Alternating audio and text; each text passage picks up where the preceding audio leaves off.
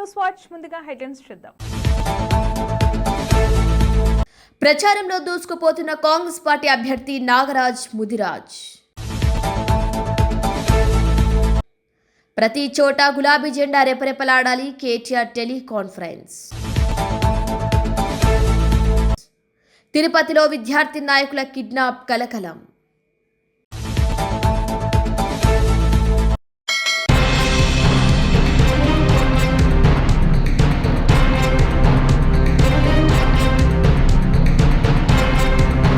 కాంగ్రెస్ ప్రభుత్వం అధికారంలోకి వచ్చిన 2 ఏళ్లలోనే ప్రజల్లో తీవ్ర వ్యతిరేకత ఎదుర్కొందన్నారు కేటీఆర్. ఎన్నికల వ్యూహంలో సమన్వయం అత్యంత కీలకమని వెల్లడించారు.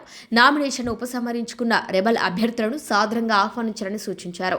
రానున్న మున్సిపల్ ఎన్నికల్లో బీఆర్ఎస్ ఘన విజయం సాధించి అన్ని పట్టణాలపై గులాబీ జెండా రెపరెపలాడాలని ఆ పార్టీ వర్కింగ్ ప్రెసిడెంట్ కేటీఆర్ పిలుపునిచ్చారు.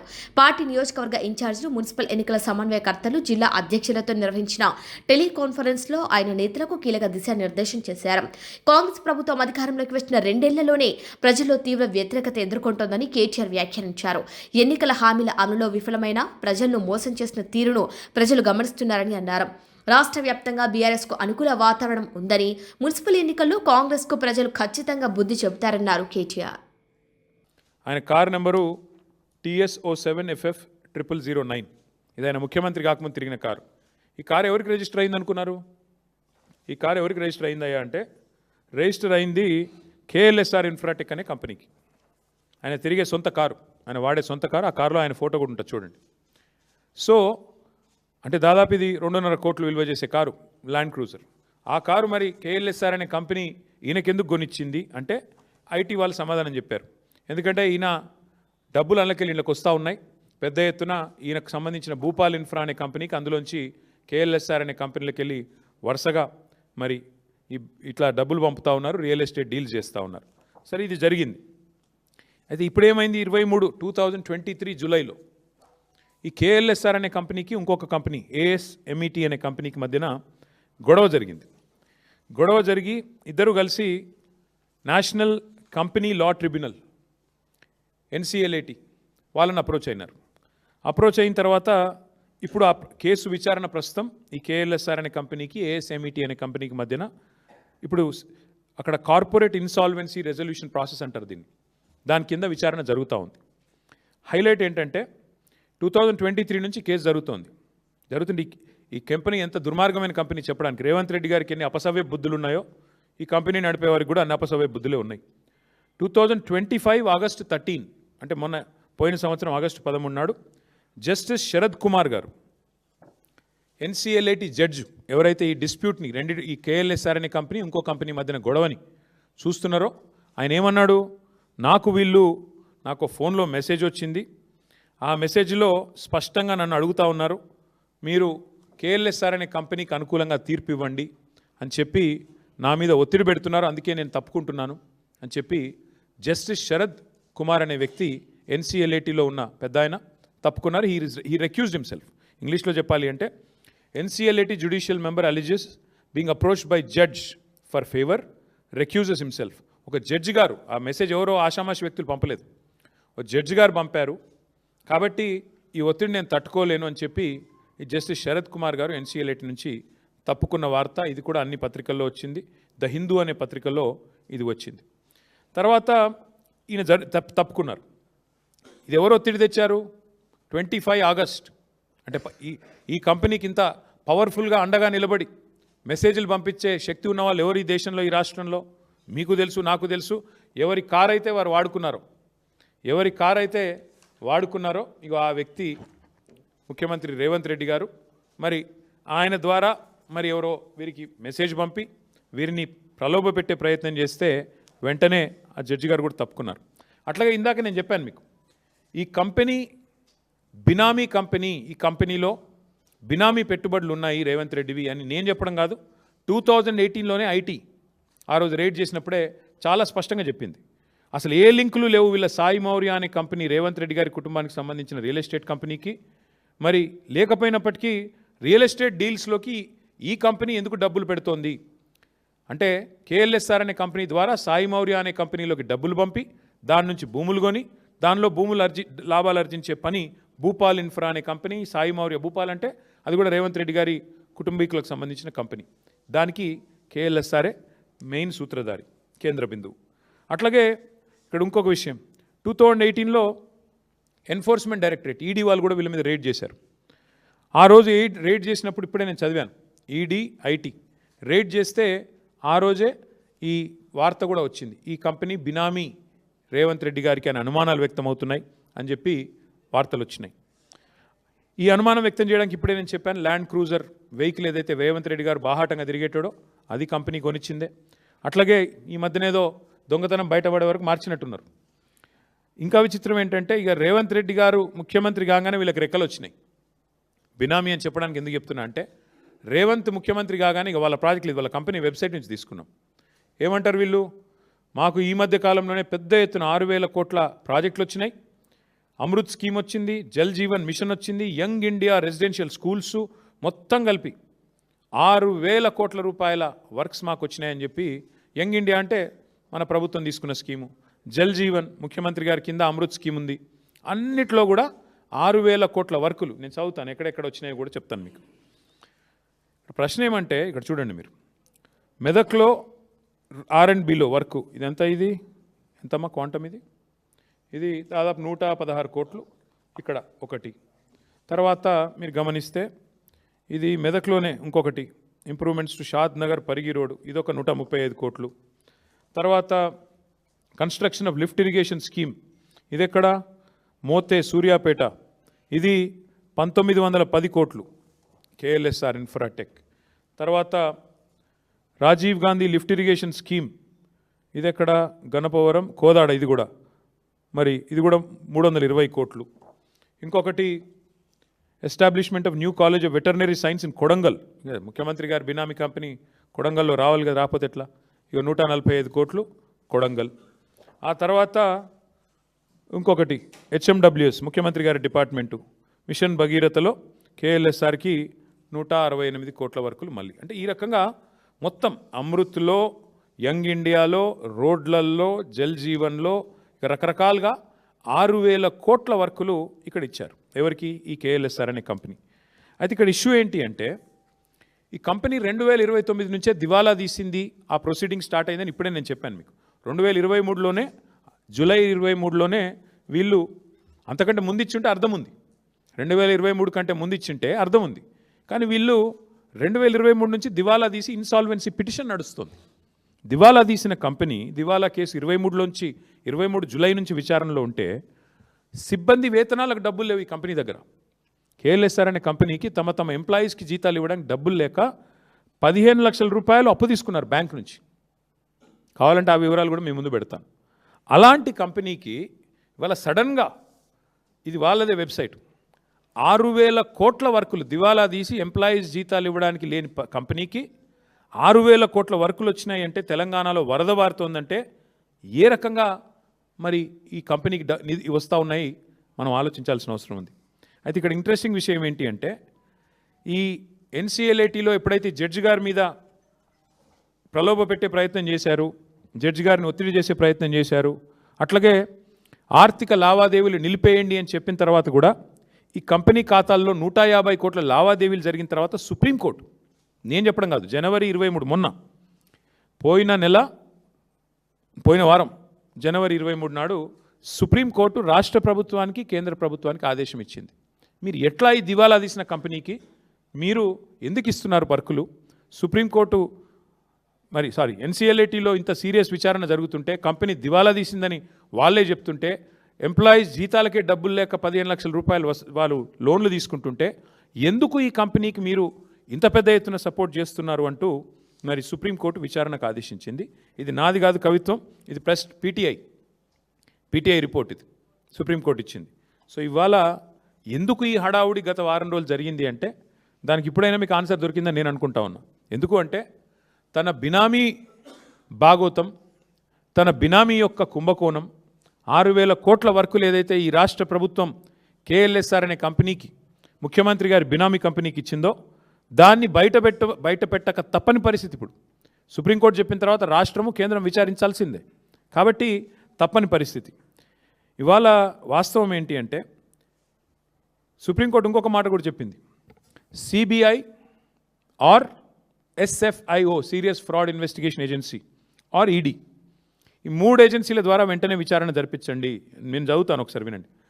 The supreme court on January 23rd sought responses of the Center, Telangana, CBI, ED and SFIO on a plea seeking an independent probe into multi-crore corporate fraud involving alleged collusion of state authorities and a high-ranking member of the judiciary. This is a PTI report, not mine. So point ఏంటంటే ఈ ఫ్రాడును, ఈ బినామీ భాగవతాన్ని దాచడానికే గత వారం 10 రోజులు నానా తంటాలు పడి, పాపం మిమ్మల్ని ఇబ్బంది పెట్టి, మీరు రోడ్ల మీదకి వచ్చి, మా నాయకులు, మా కార్యకర్తలు ఇబ్బంది పడి, ఏం జరిగిందయ్యా ఇందులో అంటే, ఇక అసలు విషయం, ఈ దొంగని, ఆ కుర్చీలో కూర్చున్న దొంగని ఇద్దరు పరస్పరం తమ బినామీ భాగవతం బయటికి రాకుండా ఉండడం కోసమే దావోస్ నుంచి ఆదేశాలు ఇచ్చి మరి ఈ డ్రామా నడిపారు. అందుకే ఇప్పుడు ఈ ప్రజల ముందు ఈ విషయాన్ని పారదర్శకంగా మేము ఉంచుతా ఉన్నాం. ఈ దివాలా తీసిన కంపెనీకి 6,000 కోట్లు తెలంగాణలో వర్కులు ఎందుకు ఇచ్చారు, ఏ బేసిస్లో ఇచ్చారు, సూటిగా మేము అడుగుతా ఉన్నాం.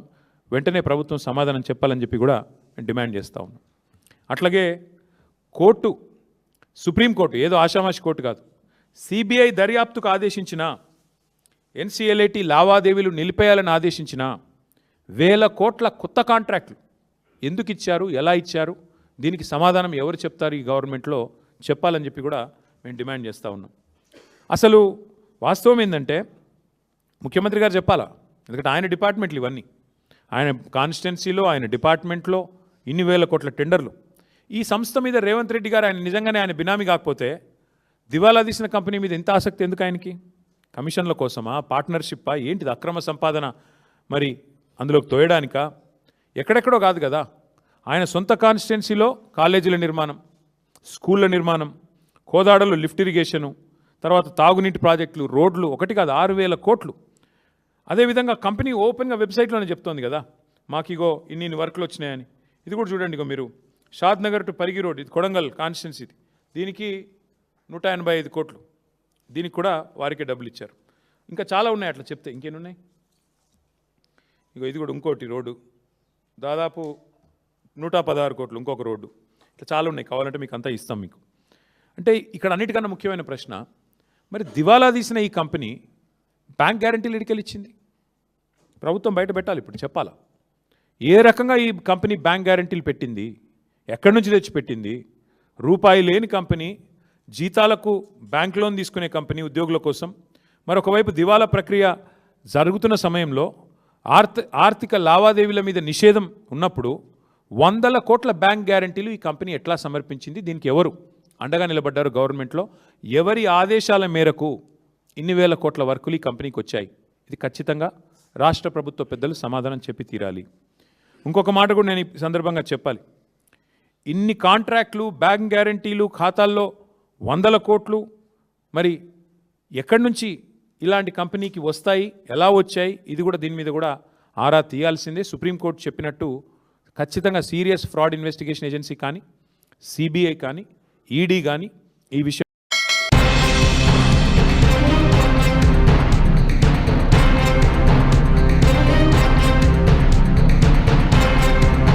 కాంగ్రెస్ పార్టీ అభ్యర్థి ఐలాపూర్ నాగరాజ్ ముదిరాజ్ ప్రచారంలో దూసుకెళ్తున్నారు. బుధవారం నాడు ఇంద్రేశం మున్సిపాలిటీ పరిధిలోని వికట్ సెక్షన్ కాలనీలో విస్తృతంగా ఇంటింటి ప్రచారం నిర్వహించారు. తనదైన శైలిలో ఓటర్లను కలిసి కాంగ్రెస్ పార్టీకి ఓటు వేయాలని అభ్యర్థిస్తున్నారు.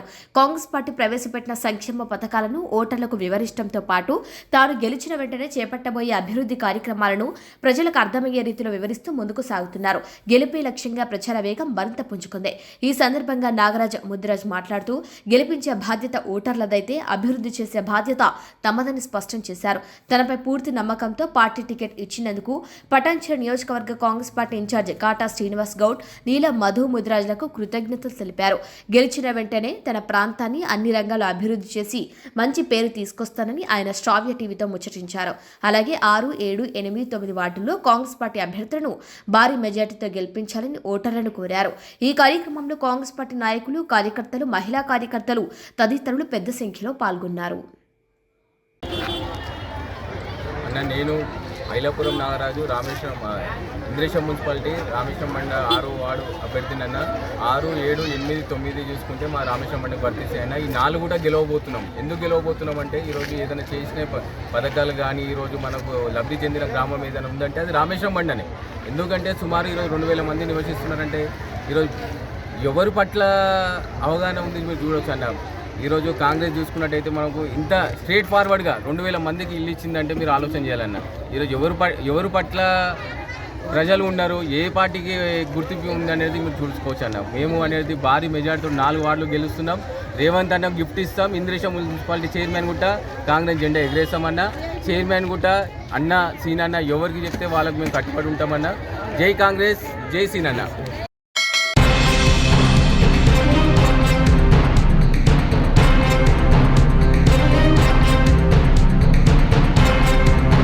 పవన్ కళ్యాణ్ ను కలిశారు కేంద్ర మంత్రి కిషన్ రెడ్డి మరియు తెలంగాణ బీజేపీ అధ్యక్షుడు రామచందర్ యాదవ్. తెలంగాణ మున్సిపల్ ఎన్నికల్లో పవన్ కళ్యాణ్ తమకు మద్దతు ప్రకటించారని, ఎన్నికల్లో తమ పార్టీ తరపున ప్రచారం చేయడానికి అంగీకరించారని టీబీజేపీ ప్రకటించింది.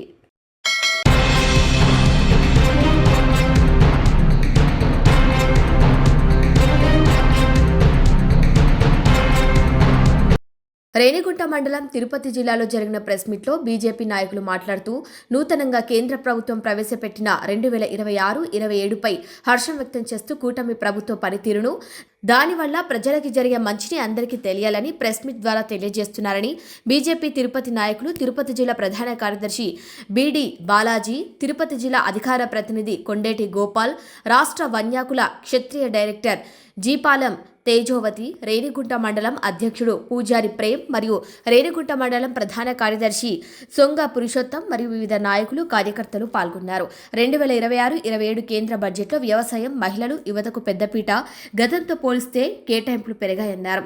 కేంద్ర ప్రభుత్వం ప్రవేశపెట్టిన 2026-27 కేంద్ర బడ్జెట్లో వ్యవసాయం, మహిళలు, యువజనాలు, గ్రామీణాభివృద్ధి రంగాలకు గణనీయమైన ప్రాధాన్యత కల్పించింది. మొత్తం బడ్జెట్ వ్యయం 253.47 లక్షల కోట్లుగా నిర్ణయించగా మూలధన వ్యయం 12.2 లక్షల కోట్లుగా కేటాయించింది. ఇది దేశ జీడీపీలో 4.3%కి సమానం. వ్యవసాయ రంగానికి పెరిగిన కేటాయింపులు బడ్జెట్లో వ్యవసాయ రంగానికి కీలక స్థానాన్ని కల్పించారు. వ్యవసాయ శాఖకు 1.40 లక్షల కోట్లు కేటాయించగా వ్యవసాయంతో పాటు అనుబంధ రంగాలు కలిపి మొత్తం 1.63 లక్షల కోట్ల బడ్జెట్లో పొందుపరిచారు.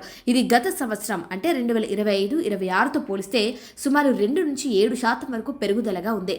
సాంప్రదాయ సాగుతో పాటు పశు సంవర్ధక, మత్స్య నిర్వహణ వంటి అనుబంధ రంగాలపై ఎక్కువ దృష్టి పెట్టారు. రైతుల ఆదాయం పెంపు, ఉన్నత విలువల పంటల ప్రోత్సాహం, ఏఐ వంటి ఆధునిక సాంకేతికత వినియోగం ప్రధాన లక్ష్యాలుగా పేర్కొన్నారు. మహిళల సాధికారతకు అధిక ప్రాధాన్యమిచ్చారు. మహిళల అభివృద్ధి కోసం జెండర్ బడ్జెట్ 5.08 లక్షల కోట్లుగా కేటాయించగా ఇది గతంతో పోలిస్తే 11% పెరిగింది. దీనదయాళ్ అంత్యోదయ యోజన కింద 17,280 కోట్లు కేటాయించి మహిళల స్వయం ఉపాధి ఆర్థిక భద్రతకు ప్రభుత్వం మద్దతు ప్రకటించింది. అలాగే షీ మార్ట్స్ ద్వారా మహిళలకు మార్కెట్ అవకాశాలు, ఆదాయ వృద్ధి కల్పించనున్నారు. ఆదేశాల మేరకు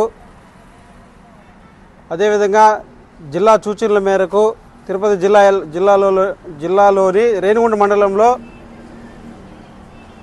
ప్రెస్ మీట్ పెట్టడం ఈరోజు మనందరి అదృష్టం. అదేవిధంగా 2026-27 బడ్జెట్ ప్రవేశపెట్టినటువంటి కేంద్ర ప్రభుత్వంలో నిర్మలా సీతారామన్ గారికి ప్రత్యేక ధన్యవాదాలు. మన రేణిగుంట మండలంలో రేణిగుంటలో ప్రెస్ మీట్ పెట్టినాము. దాని గురించి క్లుప్తంగా ఎక్స్ప్లెయిన్ చేయడానికి మన భారతీయ జనతా పార్టీ కుటుంబ సభ్యులు అందరూ కూడా రావడం జరిగింది. ఇప్పుడు ప్రస్తుత ఆర్థిక సంవత్సరానికి కేంద్రంలో 2026-27 బడ్జెట్ను ఆర్థిక మంత్రి అయినటువంటి నిర్మలా సీతారామన్ గారు ప్రవేశపెట్టారు. ఈ బడ్జెట్లో ప్రత్యేకమైనటువంటి ఆంధ్రప్రదేశ్కి 64,300 కోట్లు ప్రత్యేకంగా మనకి అన్ని దక్షిణ భారతదేశంలోకి అన్ని రాష్ట్రాల కన్నా కూడా మన ఆంధ్రప్రదేశ్లో ఎక్కువగా ఇవ్వడం జరిగింది. అదేవిధంగా ఈ బడ్జెట్ గురించి ఇంకా కూడా మా జిల్లాలో అధికార ప్రతినిధి అయినటువంటి కొండేటి గోపాల్ గారు క్లుప్తంగా ఎక్స్ప్లెయిన్ చేస్తారు. మోదీ గారు భారతదేశాన్ని 2047 నాటికల్లా అభివృద్ధి చెందిన దేశంగా విశ్వగురువుగా తీర్చిదిద్దే యజ్ఞంలో భాగంగా ఇటీవల మన ఆర్థిక మంత్రి నిర్మలమ్మ గారు రికార్డు స్థాయిలో 9వసారి బడ్జెట్ను ప్రవేశపెట్టడం జరిగింది. ఈ బడ్జెట్ దేశ అభివృద్ధికి బలమైన దిశ చూపిస్తోంది. ముఖ్యంగా మహిళలు, యువత, రైతులు, మౌలిక వసతుల రూపకల్పన మరియు దేశ రక్షణ వీటన్నిటికీ సమగ్ర వృద్ధి చెందేలా ఈ బడ్జెట్ను రూపుదిద్దారు. అలాగే గ్రామీణ ఆర్థిక స్వాతంత్ర్యం మరియు ఉపాధి హామీ పథకాల విస్తరణకు కూడా ఈ బడ్జెట్ చాలా ప్రోత్సాహకం ఇస్తుంది. ఏదేమైనా కూడా అన్ని వైపుల నుండి చూసినట్లయితే సామాన్య జీవన ప్రమాణాలను పెంచే విధంగా బాధ్యతాయుతంగా రూపుదిద్దిన బడ్జెట్ ఇది. వివరాల్లోకి వెళ్ళామంటే ఈసారి మొత్తం బడ్జెట్ వ్యయం 53,50,000 కోట్లు. గతంతో పోలిస్తే అధికంగా 3,50,000 కోట్లు కేటాయించడం జరిగింది. ఇందులో క్యాపిటల్ ఎక్స్పెండిచర్ కింద 12,20,000 కోట్లను కేటాయించారు. గతంతో పోలిస్తే 11,20,000 కోట్లు. ప్రతి రంగానికి ఈసారి బడ్జెట్ కేటాయింపును పెంచారు. అలాగే అన్ని రంగాలు అభివృద్ధి చెందేలాగా సంస్కరణలు తీసుకొచ్చారు. యువతకి నైపుణ్యం పెంచేలాగా దేశంలో 15,000 పాఠశాలలు మరియు 500 స్కూల్స్ నందు ల్యాబ్స్, యానిమేషన్, వీడియో గేమ్స్ వీటికి సంబంధించిన కంటెంట్ క్రియేటర్ ల్యాబ్స్ని కేటాయించడం జరిగింది. అంటే దీని ద్వారా యువతకి ముఖ్యంగా నైపుణ్యత పెరుగుతుంది. ఎప్పుడైతే నైపుణ్యత పెరుగుతుందో దేశం తనంతట తానే అభివృద్ధి చెందే దిశగా మనం ఆసరాగా అడుగులు వేస్తున్నాము. అలాగే మహిళల విషయాన్ని గమనించినట్లయితే దేశంలో ప్రతి జిల్లాలో ఒక గవర్నమెంట్ హాస్టల్ మహిళల కోసం కేటాయించారు. ఏ స్త్రీ కూడా భద్రతా లోపంగా చదువు, అభివృద్ధి ఆగిపోకూడదు అని తీసుకున్నటువంటి ముఖ్యమైన చర్య ఇది. దీన్ని మేమందరం చాలా హర్షిస్తున్నాము. పైగా మహిళలకి షీ మార్ట్స్ తీసుకొస్తున్నారు. అంటే వాళ్ళ స్వయం ఉపాధి ద్వారా వాళ్ళే ఎంటర్ప్రెన్యూర్షిప్ పెంచుకోవడం, వాళ్ళ రాబడి ఆదాయాన్ని పెంచుకునే దిశగా షీ మార్ట్స్ని ఏర్పాటు చేయడం జరిగింది. అలాగే జెండర్ బడ్జెట్ని విశ్లేషించినట్లయితే గతంలో 4,49,000 కోట్లు కేటాయించారు. ఈసారి దాదాపు 5,08,000 కోట్లు కేటాయించారు. ఇంకా ముఖ్యంగా మనము వ్యవసాయ రంగాన్ని గమనించినట్లయితే గతం కంటే కూడా ఈసారి 7% అధికంగా నిధులు కేటాయించారు. వ్యవసాయ రంగానికి 1,43,000 కోట్లు కేటాయించడం జరిగింది.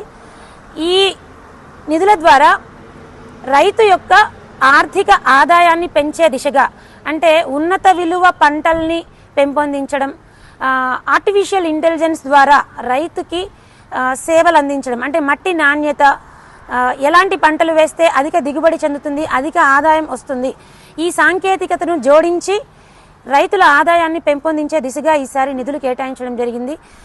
వ్యవసాయ రంగం అనుబంధిత రంగాలతో కలిపి 1,63,000 కోట్ల నిధులను కేటాయించారు.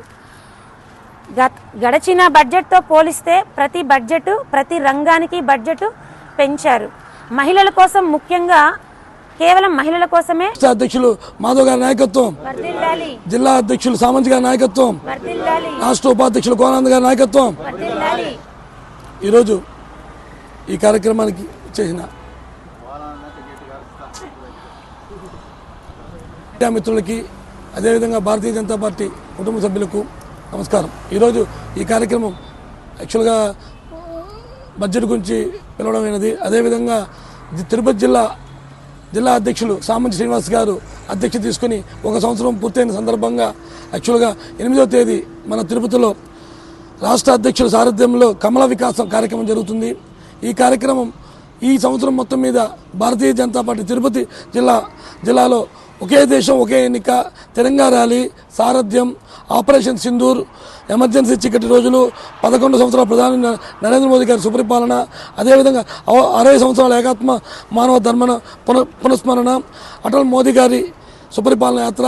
అందులో భాగంగా మనం అటల్ మోడీ గారి యొక్క విగ్రహావిష్కరణ రేణిగుంట మండలంలో జరగడం, అది మా జిల్లాకు రేణిగుంట మండలంలో చేయడానికి జిల్లా అధ్యక్షుడి వారికి ధన్యవాదాలు తెలుపుకుంటూ, ఈ కార్యక్రమాన్ని 1 సంవత్సరం జరిగిన కార్యక్రమాలన్నింటినీ కమల వికాసంగా పేరు చేసి దీనికి ముఖ్య అతిథులుగా 8వ తేదీ కచ్చిపి ఆడిటోరియం నందు 8వ తేదీ ఆదివారం ఉదయం 9:30 గంటలకి రేణిగుంట ఈ తిరుపతి జిల్లా నుంచి ప్రతి కార్యకర్త రావాల్సిందిగా, అందులో భాగంగా కాళహస్తి నుంచి రేణిగుంట మండలం దగ్గరగా ఉంది కాబట్టి రేణిగుంట మండలం నుంచి మినిమం ఒక 300 నుంచి 400 మంది కార్యకర్తలను ఆ యొక్క సమావేశాన్ని పిలుచుకోవడంగా మీడియా మిత్రుల ద్వారా ఈ యొక్క సమావేశాన్ని ప్రజలకు చేరవేర్చాలని కచ్చిపి కళాక్షేత్రం నందు తుడా కార్యాలయం ఆదివారం ఉదయం 9:30 గంటలకు ప్రారంభమవుతుంది. ఈ కార్యక్రమానికి ముఖ్య అతిథులుగా రాష్ట్ర అధ్యక్షులు పివిఎన్ మాధవ్ గారు, ప్రత్యేక అతిథులుగా మన ఎమ్మెల్యే జమ్మలమడుగు ఆదినారాయణ గారు, ఆదోని ఎమ్మెల్యే రాయలసీమ ఎమ్మెల్యే అయిన పివి పార్థసారథి గారు, అదేవిధంగా రాష్ట్ర ప్రధాన కార్యదర్శులైన దయాకరెడ్డి గారు, నాగోతి రమేష్ నాయుడు గారు, కోలానంద్ గారు మిగిలిన రాష్ట్ర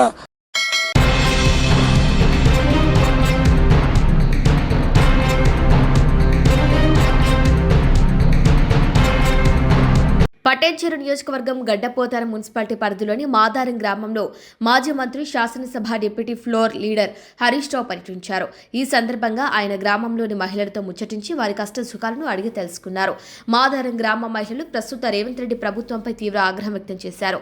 కేసీఆర్ హయాంలో అమలైన సంక్షేమ పథకాలు ఇప్పుడు అందటం లేదని, ముఖ్యంగా ఎన్నికల ముందు హామీలు ఇచ్చి అధికారంలోకి వచ్చాక ముఖం చాటేస్తున్నారని మహిళలు ఆవేదన వ్యక్తం చేశారు.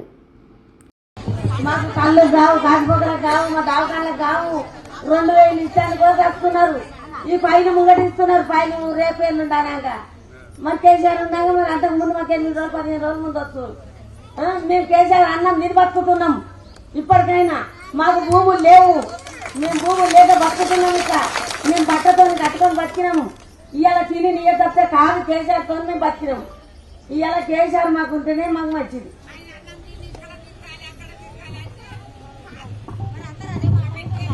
తినేదేమన్నా మేము ఆయనది తిని మళ్ళీ ఇక్కడ అక్కడ తిరిగి వేయాలి అంటుందంటే మా నుంచి కాదు. మేము దక్షిణ సరే, మేము అదే ఓట్టుకుంటాం. మేము దక్షిణ సరే రాదు. 950 రూపాయలు పెట్టి గ్యాస్ వేసుకుంటున్నాం. నెలకు 2 బుడ్డ వేసుకుంటే ₹1 నా అకౌంట్లో పడాలి కదా. ₹1 కూడా పడతలేదు. ముందు 550 ఉండే గ్యాస్కు, ఇప్పుడు 950 రూపాయలు చేసారు. మాకు చేసినా మాకేం ప్రయోజనం ఉంది? ₹1 రాంది. 500 మళ్ళీ తిరిగి బస్ అన్నాడు. ఏ బస్ అప్పుడు మరి మేము పోతే ఏడాది ఒక్క దగ్గరనే అర్థం మా ఊరా. వైపులో ఒకటే బస్సు తిరుగుతుంది మా ఊరు. మేము టైంకి ఏం పోలేము. ఇక ఆటలు లేవు, బస్సు లేవు. మా బస్సు ఏంది మేము బుక్ చేసుకొని పోవాలి 3-4 గంటలు.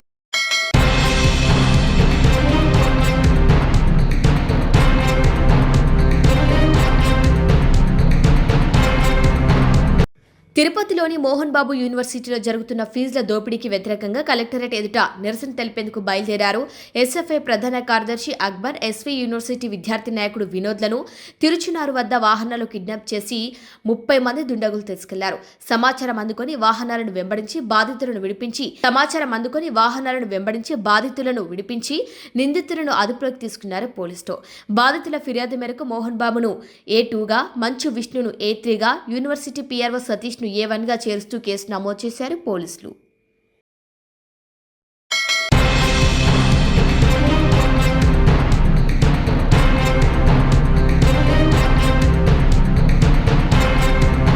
మెదక్ రామాయంపేట మున్సిపాలిటీలో మెదక్ జిల్లా ఇన్ఛార్జ్ మంత్రి వివేక్ వెంకటస్వామి పర్యటించారు. గెలిపే లక్ష్యంగా పనిచేయాలని, అలసత్వం వహించరాదని మున్సిపల్ కాంగ్రెస్ అభ్యర్థులకు, కాంగ్రెస్ నాయకులకు, కార్యకర్తలకు దిశానిర్దేశం చేశారు. ఈ కార్యక్రమంలో మెదక్ ఎమ్మెల్యే డాక్టర్ మైనంపల్లి రోహిత్రావు, మాజీ ఎమ్మెల్యే మైనంపల్లి హనుమంతరావు, జిల్లా అధ్యక్షులు ఆంజనేయులు గౌడ్, రామాయంపేట మున్సిపల్ ఇన్ఛార్జ్ మైపాల్ రెడ్డి, కాంగ్రెస్ నాయకులు, కార్యకర్తలు పాల్గొన్నారు. లీడర్లు సిట్ నోటీసుల పైన ఎందుకు భయపడుతున్నారో అర్థమైతలేదు. తప్పు చేసింది కేసీఆర్, అందరికీ తెలుసు. చట్టం ప్రకారంగా పార్లమెంట్ లో ఏదైతే ఫోన్ ట్యాపింగ్ పైన పార్లమెంట్ లో రూల్ పాస్ అయిందో దాంట్లో కేవలం చీఫ్ సెక్రటరీ గారే ఫోన్ ట్యాపింగ్ లో ఎక్కడైతే పబ్లిక్ కి సంబంధించిన విషయాలు ఉన్నాయో అదే దాని మీద ఫోన్ ట్యాపింగ్ చేయొచ్చు.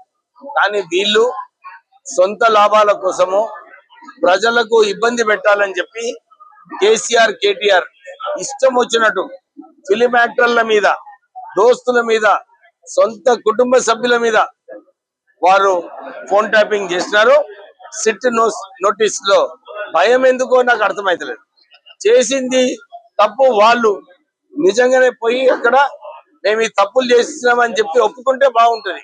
కానీ ఈ ధర్నాలు ఇవన్నీ కూడా కేవలము ఈ సమస్యను పక్కదారిలో పెట్టాలని చెప్పి ప్రయత్నాలే గాని నిజంగా ఏం చేయకుంటే పోయి అక్కడ ఎవిడెన్స్ తో సహా పోయి చెప్పాలి. కానీ మన సిట్ లో అంతా ఎవిడెన్స్ ఉంది. ఎందుకంటే మేము తీసినాము మునుగోడు ఎలక్షన్ లో, హుజురాబాద్ ఎలక్షన్ లో మా ఫోన్లన్నీ కూడా ట్యాపింగ్ చేసి మా పార్టీ తరఫు నుంచి మనం ఏదైతే గెలవాలని క్యాండిడేట్ కి చేసినామో వారు ఆ ఫోన్ ట్యాపింగ్ ద్వారా మా వ్యతిరేకంగా అరెస్టులు, పైసలు పట్టుకోవడము ఇవన్నీ కూడా కార్యాచరణలో కేసీఆర్ చేయించిండు. ఈ నోటీస్ కరెక్ట్ నోటీసు, వారు దాని నోటీస్ ప్రకారంగా సిట్ కి వెళ్లి మొత్తం ఎవిడెన్స్ ఇవ్వాలని చెప్పి డిమాండ్.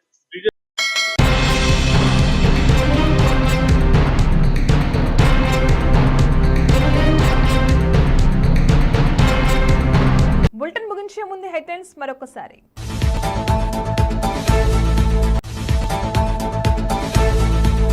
ప్రచారంలో దూసుకుపోతున్న కాంగ్రెస్ పార్టీ అభ్యర్థి నాగరాజ్ ముదిరాజ్. ప్రతి చోట గులాబీ జెండా రెపరెపలాడాలి, కేటీఆర్ టెలికాన్ఫరెన్స్. తిరుపతిలో విద్యార్థి నాయకుల కిడ్నాప్ కలకలం.